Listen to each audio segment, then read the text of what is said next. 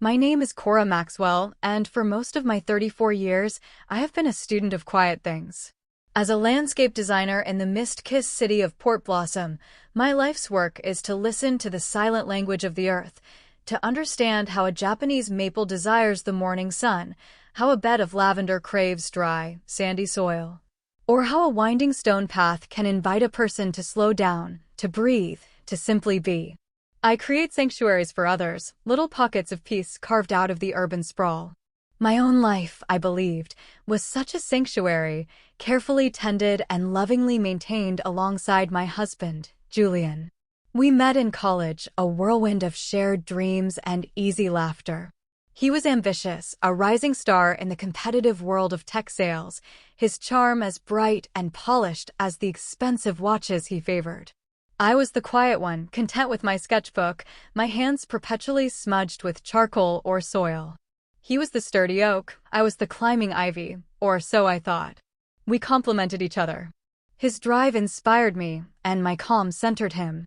For 12 years, our home in the leafy Willow Creek neighborhood was my most cherished project.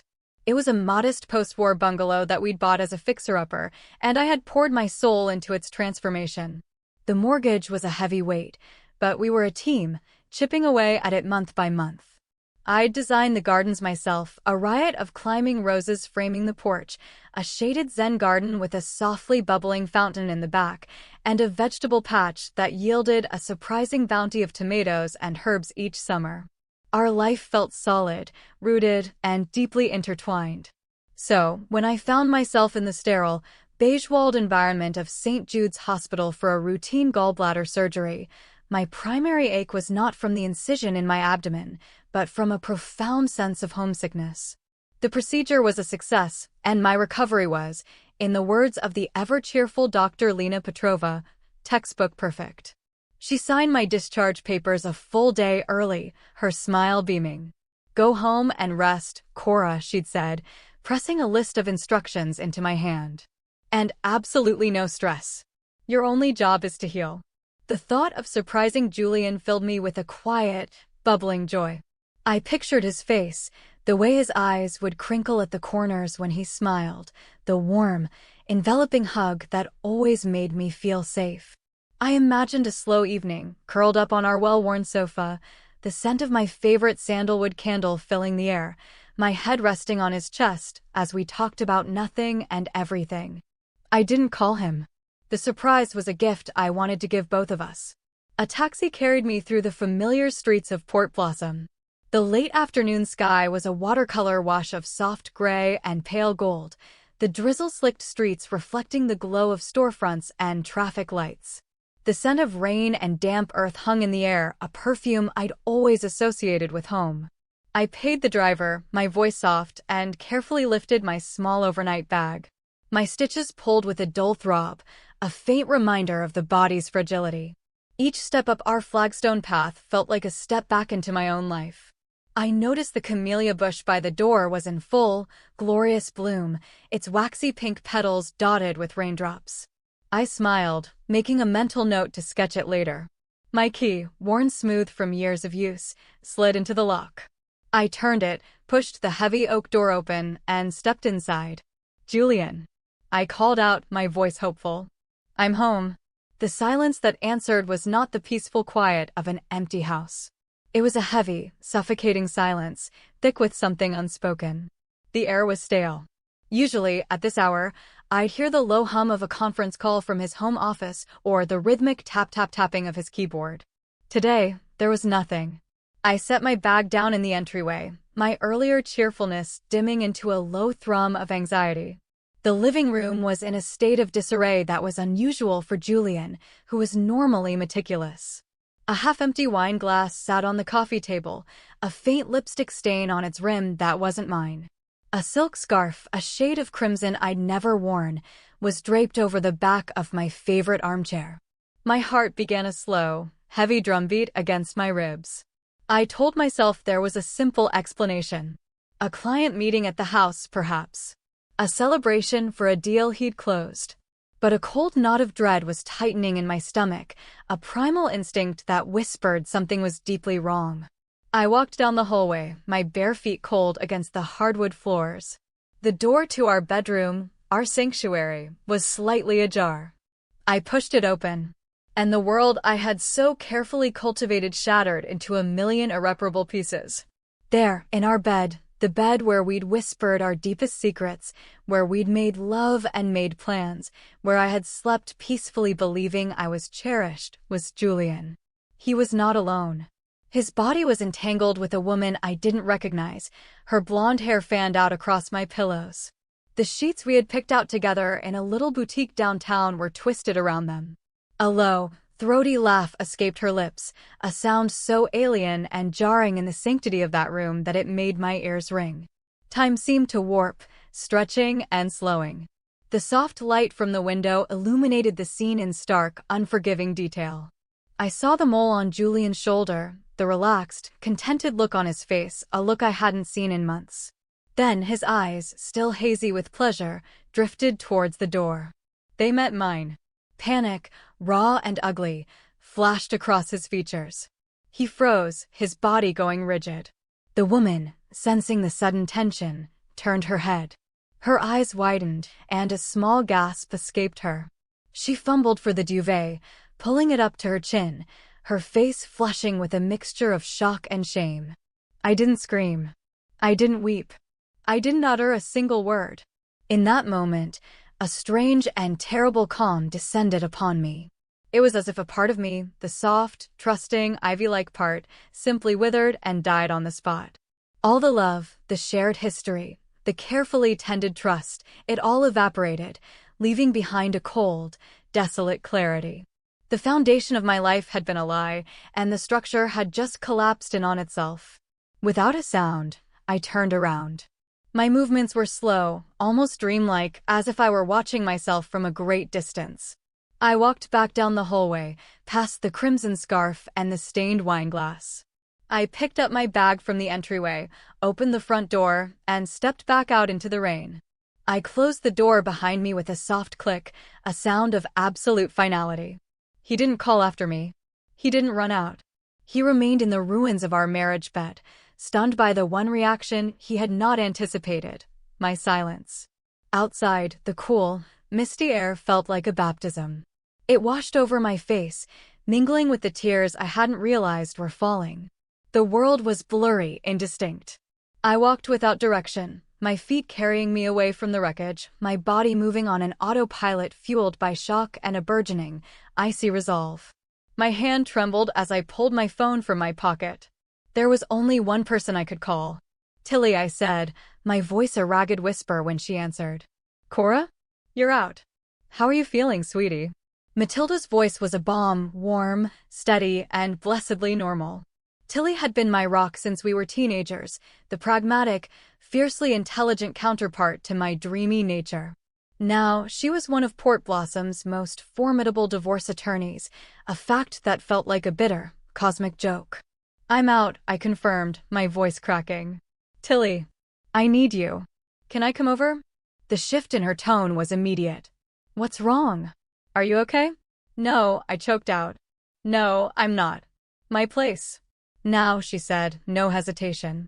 I'm waiting. I hailed a taxi, the city lights smearing across the rain-streaked window. I stared out, unseeing, as the vehicle navigated the wet streets towards the Marina district. The image of Julian and the woman was burned onto the back of my eyelids, a permanent scar on my memory. But beneath the tidal wave of pain, something else was taking root. It was a cold, hard anger. It was the first inkling of a stem pushing through frozen ground, a resilience I didn't know I possessed. I would not drown in this. I would not let him break me. Not completely. Tilly was waiting in the open doorway of her sleek, minimalist apartment, her expression etched with worry. The moment she saw my face, pale, rain-streaked, and shattered, she enveloped me in a hug that was both fierce and gentle. She held me as if she could physically hold my broken pieces together. Come in, she murmured, guiding me inside. Whatever it is, we'll face it together. Her apartment was a sanctuary of order and light. Floor-to-ceiling windows offered a panoramic view of the harbor, where the lights of ships glittered like scattered jewels on the dark water. The space was all clean lines, modern art, and towering bookshelves, a reflection of Tilly's sharp, organized mind.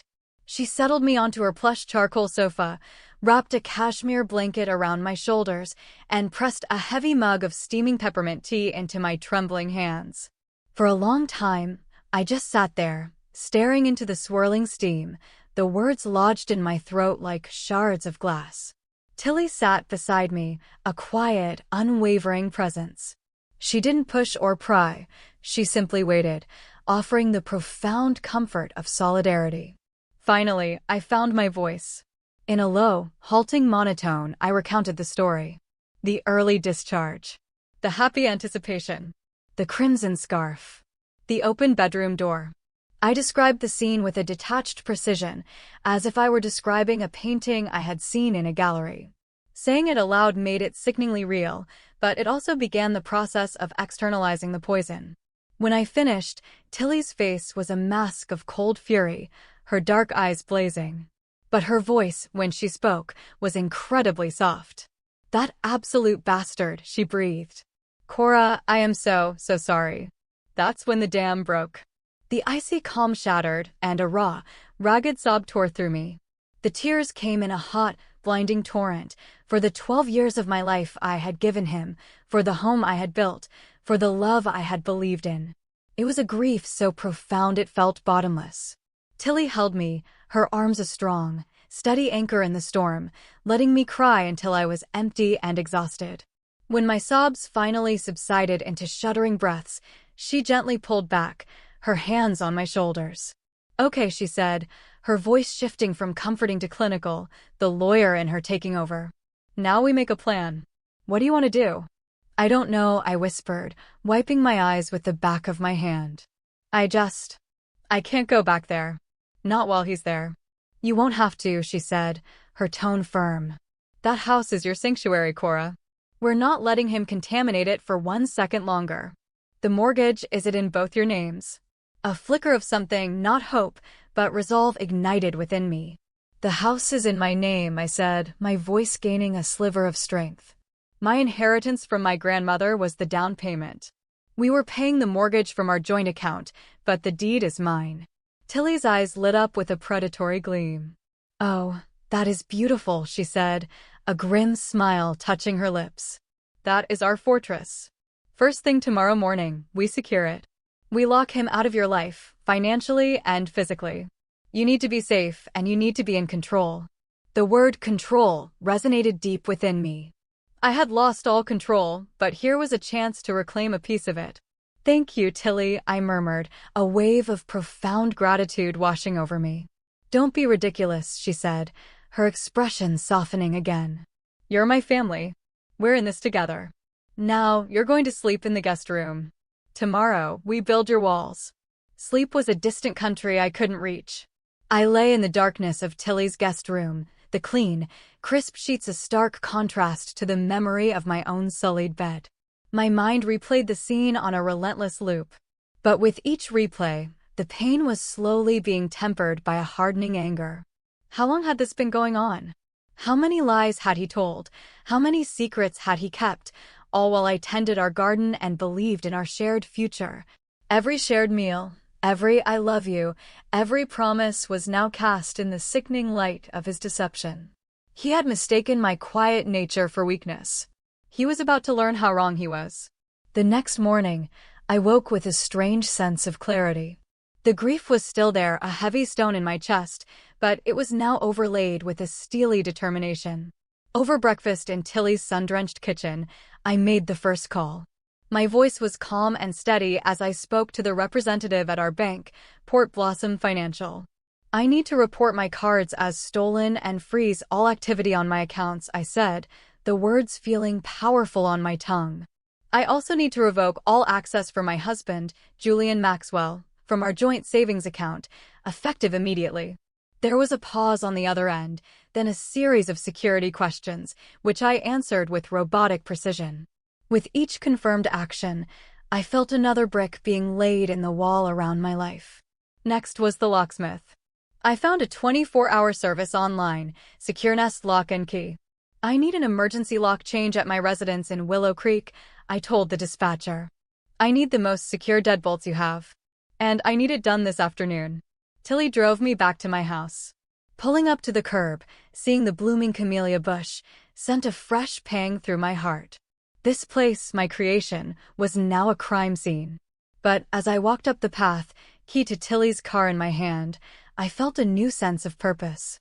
I was not abandoning my garden, I was weeding it. Inside, the house felt haunted.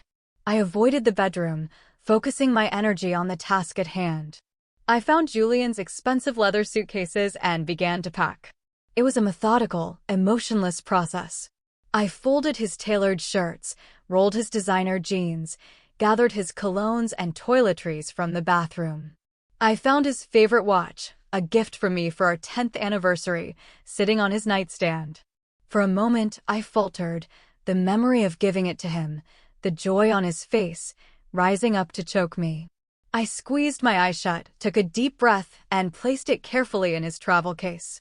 I was not just packing his clothes, I was packing up our life together, folding away the memories, good and bad, and sealing them away. I gathered his passport, his laptop, every last trace of him. The locksmith, a burly man named Hank with kind eyes, arrived on time. He worked with quiet efficiency, drilling out the old locks and fitting the new, heavy-duty ones. When he handed me a set of gleaming, unfamiliar keys, a profound sense of relief washed over me. "All set, ma'am," he said with a nod. "No one's getting through these without an invitation." After he left, I dragged Julian's 3 suitcases and his briefcase into the entryway. Then, one by one, I carried them outside and lined them up neatly beside the front door, sheltered from the light drizzle by the porch overhang. It was a clear, undeniable statement: you are no longer welcome here.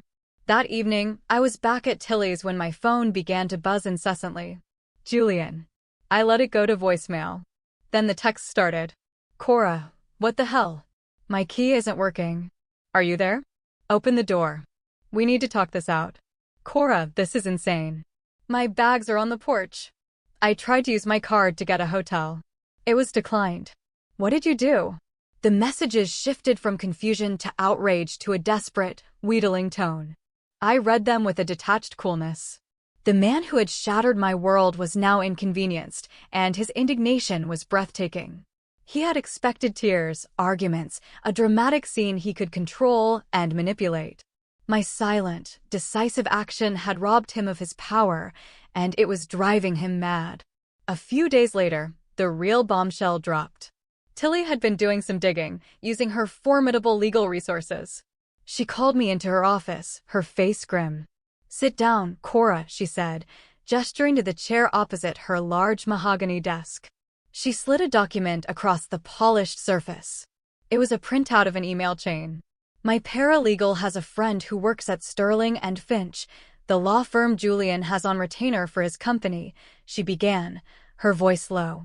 "A junior associate there accidentally forwarded an internal memo to the wrong distribution list. My paralegal's friend was on it. She knew your situation and sent it to me. It's a communication between Julian and his lawyer, dated 3 weeks ago. Before your surgery." My hand trembled as I picked up the paper. I read the words, and the last vestiges of any lingering softness in my heart turned to stone. Julian was not just cheating on me. He had been meticulously planning to divorce me. The email chain laid out his cold, calculated strategy. Wait until the last few payments on the mortgage were made, which were scheduled to come from a small inheritance I was due to receive, then file for divorce and claim 50% of the house's value. He was waiting for me to pour the last of my own money into our shared asset before legally laying claim to his half. My surgery was an inconvenient delay in his timeline. The betrayal was so profound, so reptilian, it took my breath away. He hadn't just broken my heart. He had been plotting to financially gut me, all while pretending to be my loving, supportive husband. He told his mistress, Chloe, that the divorce was a sure thing, Tilly continued, her voice laced with disgust. He painted you as emotionally distant, wrapped up in your work. He told her you were both just waiting for the right time. He was lying to everyone, I whispered, the paper crinkling in my clenched fist. To me, to her. He was building this whole narrative where he was the good guy, just trying to escape a cold marriage. He's not a good guy, Cora. He's a predator, Tilly said fiercely. And he thought you were easy prey. He thought you'd fall apart, beg him to stay, and he could dictate the terms of your separation. But he underestimated you. A strange, dark fire began to burn in my chest. It wasn't just hurt anymore. It was rage. A clean, clarifying rage. He's not getting a penny, I said, my voice low and hard. He's not getting this house.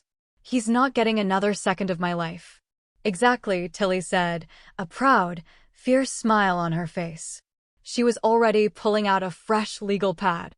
So, we're not just filing for divorce. We're going on the offensive. The divorce proceedings were swift and brutal.